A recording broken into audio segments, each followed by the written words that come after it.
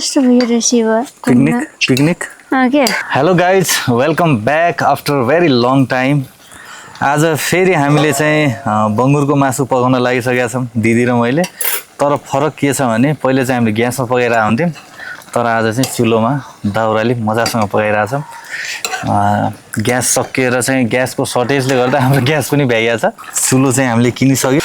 आज चाहिँ हामीले मासु पकाउनेवाला छौँ। हाम्रो कुकम्यानमा दिदी हुनुहुन्छ, हाई भन्नुहोस् त। उता क्या उता आज सेम त्यो पिकनिक गए बेला पकाइन्छ नि त्यस्तै भएको छ नि फिल चाहिँ। हामीले बाहिर पकाइरहेछौँ।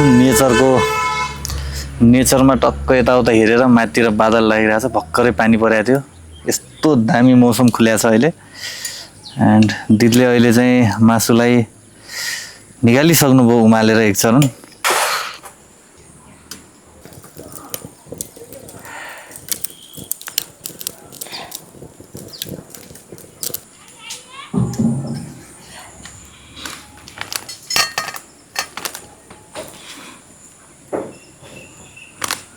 बङ्गुरको मासुको जबसम्म सेकुवा खाइँदैन तबसम्म त्यसको फिल चाहिँ आउँदैन है गाइस। अब चाहिँ म यसलाई पोल्न जान्छु अनि दिदी चाहिँ पकाउनुहुन्छ।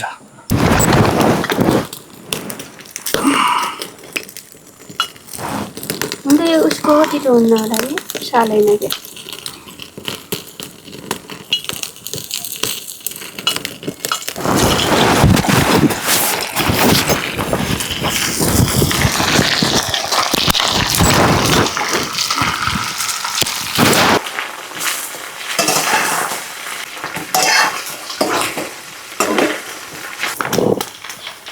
सारे चिंता रहे ठीक है ला मिसिबे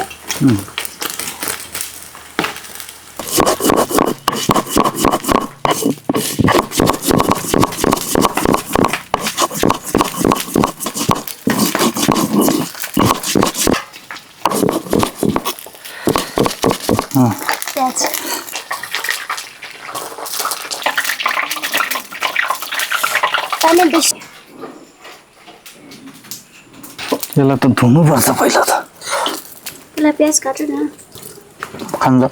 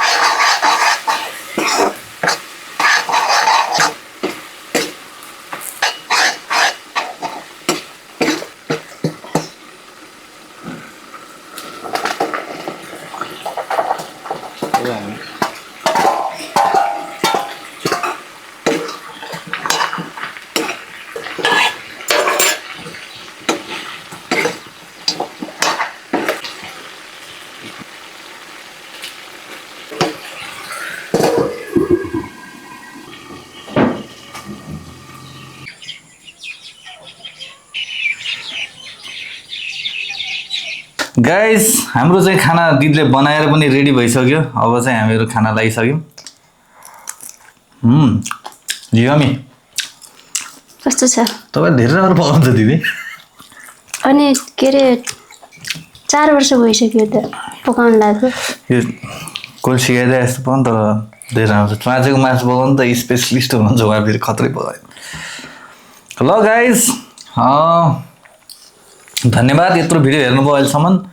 अब दिन मिल्ने भए अलिकति मासु दिन्थे कि अलिकति कटोरो लिएर आउनुहोस्, हालिदिउँ नि, अलिकति पठाइदिउँ। थोरै भए पनि।